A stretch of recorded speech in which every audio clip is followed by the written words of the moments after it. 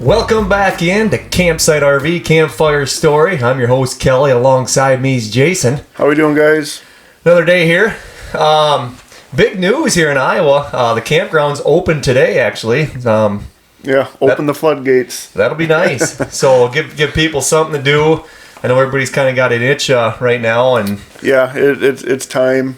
It's one of those things that you can only stay inside for so long, and obviously people are going to be smart about it. I don't think facilities and stuff are going to be open. It's kind of a light opening, but it's still giving us an opportunity to get out and enjoy what we have of spring. Yep, there's definitely some restrictions. I've seen, obviously closing the facilities. The nice thing is that most campers have bathrooms, and you got the shower and the toilet in there, so they're pretty self-contained. So right.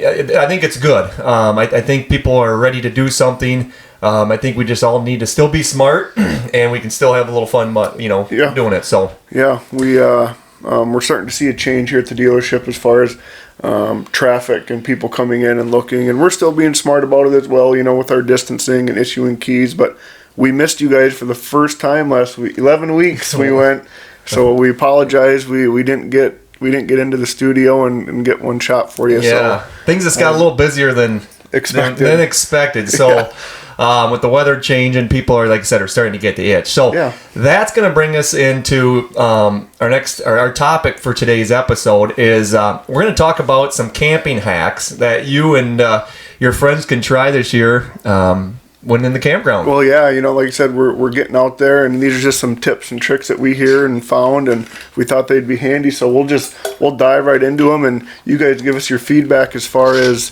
what you do or other hacks you have, so we can share them on the next one. So Kelly, go ahead and start us off. So there's quite a few different ones. Some of them are for just tent campers only. So and other ones you can use for if you got a motorhome or a fifth wheel or travel trailer. So I'm just going to read them off. Jason, I don't think he's even seen some of them, so we're just going to talk about each one for a little bit. So let me start off with mine.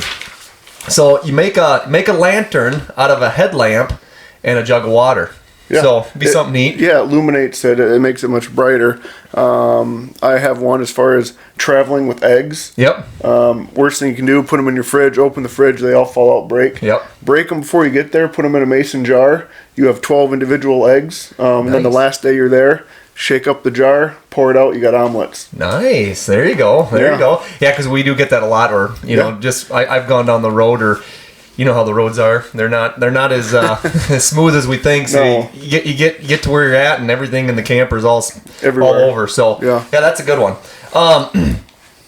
Glue sandpaper inside the top of your match holder for easy lighting and waterproofing. Yeah. So that way you always have a striker. Well, you know what happens? Your box gets damp. Oh yeah. And you go out there to light it, and it falls apart, and it's a mess. So yep. Yeah, exactly. So that's a good one. Yeah. What do you got, Jay? When you clean your dryer out, what do? You throw the lint away, right? Yep. Well, keep a paper towel tube or a toilet paper tube. Yep. Put your dryer lint in it. You have a fire starter. Nice. Oh, there you go. Yeah. So it burns slow. It takes all the fine particles, ignites really good. You got yourself a fire starter. Well, that's two things that you have in the house at all time that we always just throw away. Is you're always doing laundry and you're always going to the bathroom. So keep those two things, and like Jay said, use them as fire starters. That's a good one. Yeah. So. If you're a hiker, this one goes for people that if you like to hike or canoe or kayak, line your bag with a garbage bag to keep your contents dry.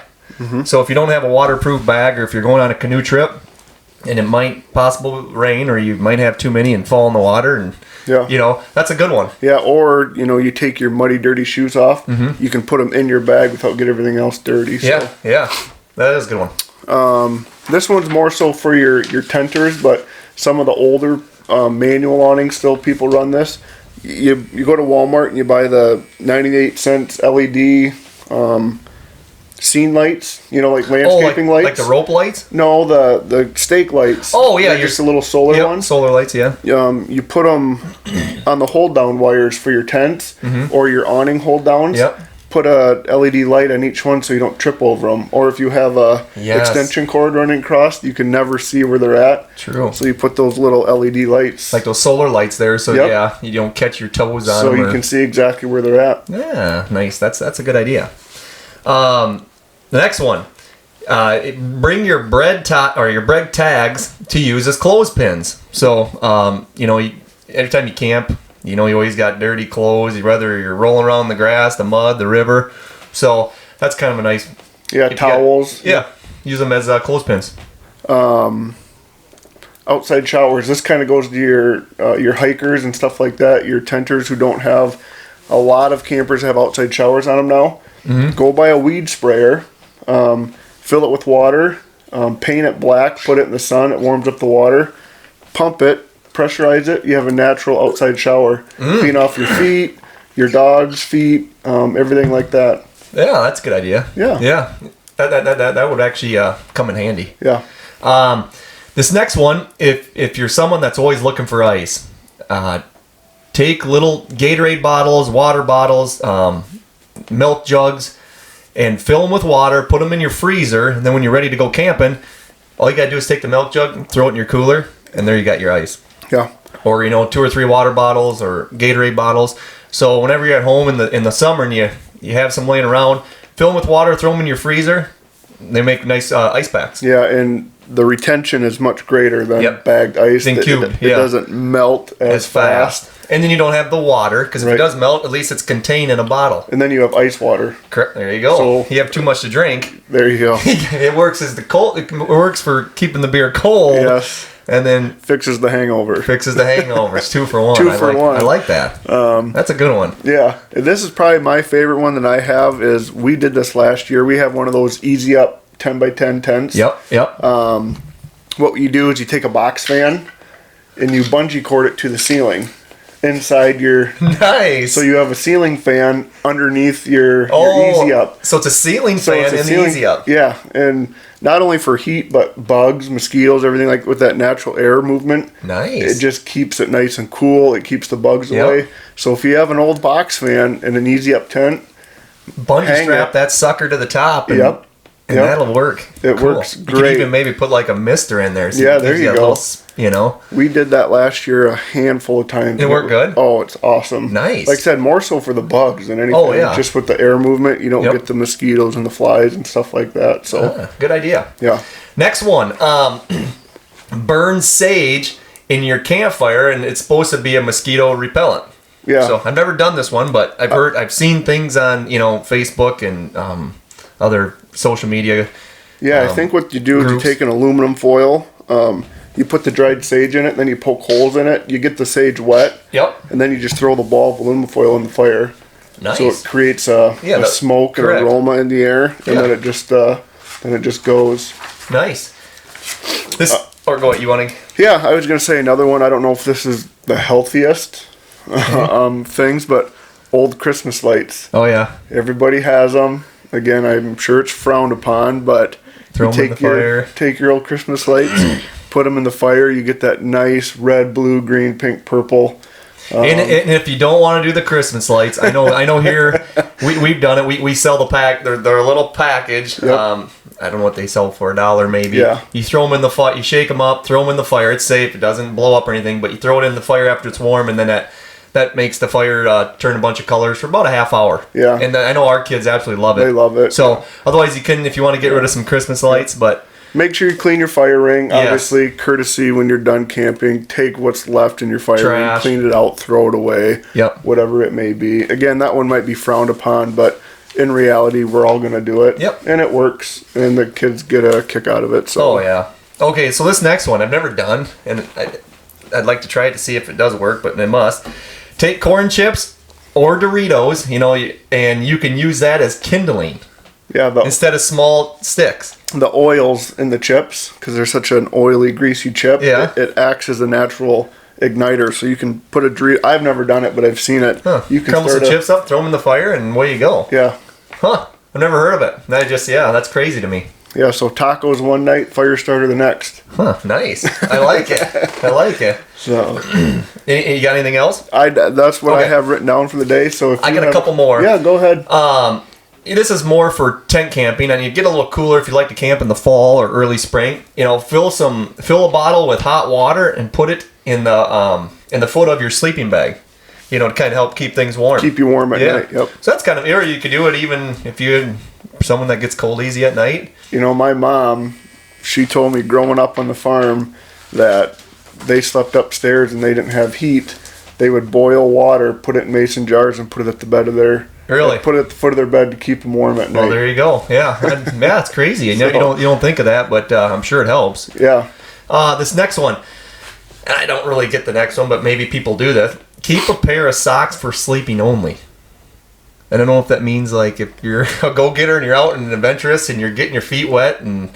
Well, I would imagine your tent campers are, in and out, wet feet, dry feet, tracking in the tent, so on and so forth. Well, I think it's something just as there's nothing better than a fresh pair of socks. Well, that's the truth. You know what I mean? Yeah. I think that's what they kind of mean by it.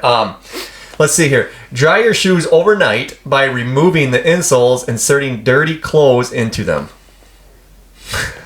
I don't know.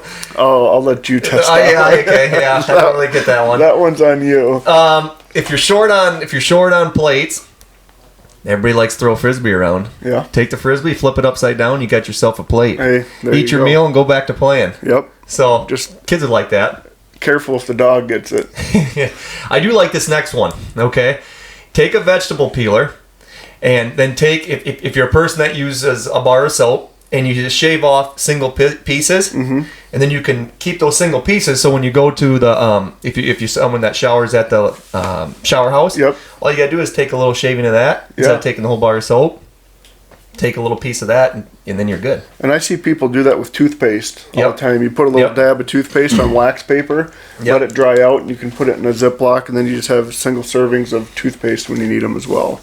A couple more here, and then we'll be done. Loop your belt around a tree, and then take some hooks, and you can dry out your pots and pans. Oh, your belt, your belt hanger. Yeah, so that's kind of a neat way, and that's kind of more for someone if they're tenting. Yep. One more here. Let's just see. Well, it says buy a double sleeping bag. So if you're sharing a tent with a partner, you don't mind sleeping with them, I guess. I'll try that one. Double up. So yeah, I guess yeah. But so those are some of the hacks that you guys can maybe try this year, or if you maybe have tried them already, or if, like Jason said, if you have a few that we didn't mention that work really well with, for you guys that you guys want to let other people know, we'd love to hear from you. Share us, send them over, send us a picture at the bottom of this post or something. But let us comment. Let us know what you guys do for hacks so we can share them with other people. It's kind of fun and unique, and there's a lot of intelligent people out there that come up with some pretty unique ideas. So. And that's one thing nice about social media is you can share those with everybody and make it easier for everybody else. So that's going to be all for today's show. We're going to put this episode in the books. And just remember, if you guys have a question, you can go to our website, www.campsiterb.com. We do have a tab at the top for, asking if you want to send us a question. It says podcast. That'll go directly right to Jason. Or check us out on our Facebook page, Campsite RV. We'd love to hear from everybody. But for now, that's going to be it. Everybody have a great weekend. The campgrounds are finally open, so go out and enjoy some sunshine and some fresh air. Awesome. Thanks, guys. Thank you, guys. See ya.